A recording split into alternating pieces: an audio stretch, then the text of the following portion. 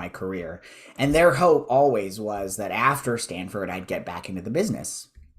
They were terrific parents, but a lot of who they were as people was built around my career as an actor. I mean, from the age of 2 on, my mom was my manager slash, on set with me for all of those years.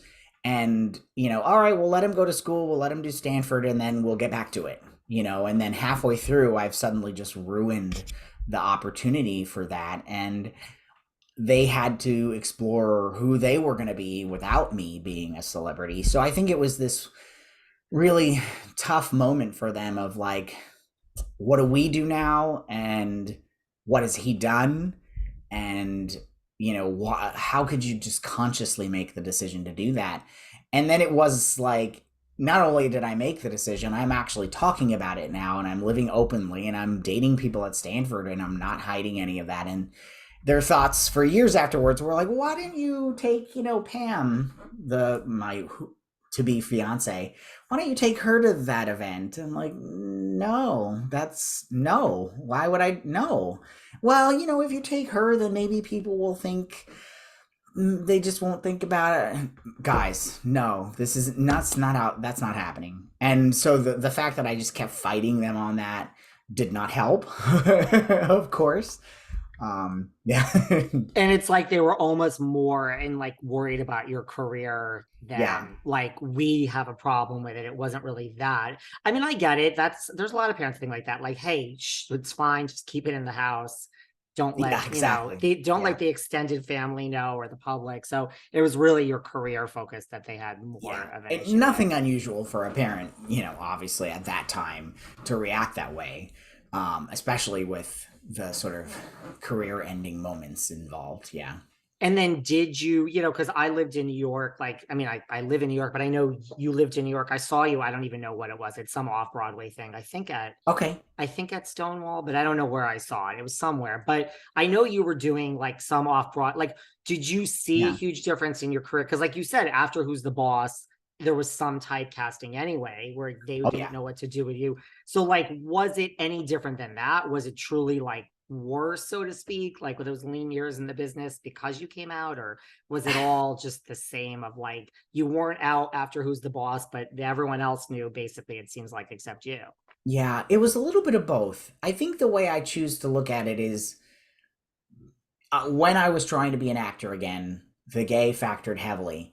But I also said, you're never going to believe me as the romantic male lead, or the high school jock, or, the young detective with a wife. Like, I can't play that. And especially, being, and then the stereotypes come on. And then don't forget, you still have Jonathan Bauer on top of all of that. There is still Jonathan Bauer. And I almost think that stereotype, the Jonathan Bauer part of the story, was harder on the career than the gay part, because I'm auditioning for gay roles. The one out of every 700 characters that are going through film and TV, there's a small, tiny role for the queer friend. So, it wasn't hard to get those auditions.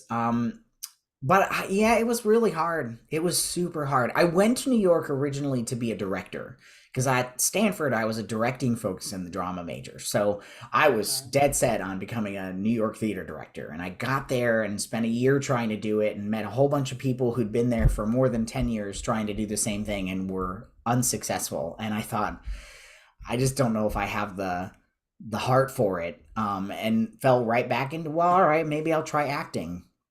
And I got into a lot of great theater. I did some super great theater and improved my quality of acting immensely.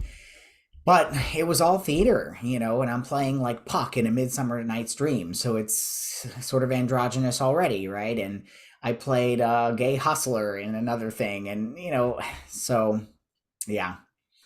What was the Oprah interview like? I mean, listen, you talk about all your accomplishments in life. I mean, first of all, what is Oprah like? Just let's start with that. Forget about the interview. Like, I mean, does that, like, how many people get to sit down for an interview with Oprah? Like, was that like a pinch me Yeah. moment? You have no idea. So a few years beforehand, my best friend slash publicist, He and I had actually talked about it. I said, I think I'm getting to a place where I'm willing to talk about it. And the only person I feel like I could actually tell this to and who would do it right would be Oprah. And he was like, oh my God, how the hell am I going to get Oprah on the phone about this? Right. And then a bunch of years pass and I'm in Las Vegas and he calls and he's like, so I just got a call from Oprah's people and they want to do a Where Are They Now thing about you. And I said, I've got a little more interesting of a story to tell them and see what they think of this. So he called them and told them what I'd really want to talk about. And instantly her producer was like, I need to get him on the phone and we need to talk about this. So, again, there we go. The universe, the fates sort of coming together at the right time in my life because I was happy and married and healthy and undetectable and completely, drugs are gone, and not working in the business. So it wasn't something that I needed to like relaunch my career. I wasn't doing it for any of those reasons. So yeah, it came together and she was wonderful. I was so nervous that I nearly threw up before we started filming, and she could tell and just calmed me down. And she said, okay, let's just, what are the three things you want to say or at least get across from this interview?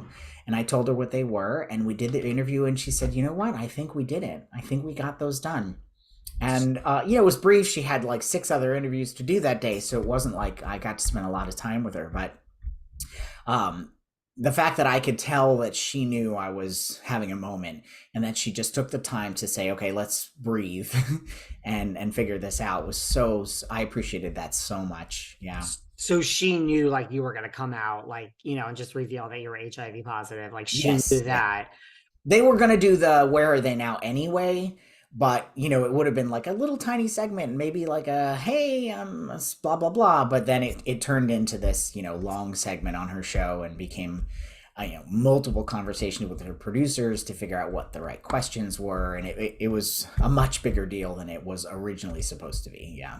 Did they know that you were also, I know it's kind of tied together. Did they know you were also going to reveal like the crystal meth or like, was that just like, cause Oprah's so good at what she does. Was that just like that phone call with the radio station? Like, wait, I just said this on National, or that was kind of part of your plan? No, that was definitely a part of it. I knew that I wasn't going to be able to tell that one part of the story without the other part of the story for sure. And I wanted to combine them because I felt like getting the message out there that crystal meth is still a big problem in the gay community and often leads to unprotected sex or moments of, your caution goes out the window.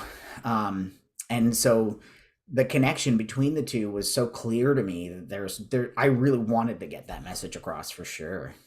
Did you have, I mean, this is neither here or there, I'm just curious, did you have like a plan, not that it's anyone's business, but like to like reveal this at some point? Like, were you just like, wait, I'd like to reveal this, I don't know the vehicle to do so? I mean, you could have found other vehicles, of course. Oprah's, I don't think there's any better. Like, was there a timeline for this if this didn't happen with Oprah, or was it just like, it just kind of all happened? Yeah, I think there would have been a timeline. I wasn't focused at all on creating a timeline. I was too busy at the time managing PF Chang's in Vegas. Like I was just not even on that realm of thought. And so it was really just a back of the mind sort of one day something's going to come around that'll be just the right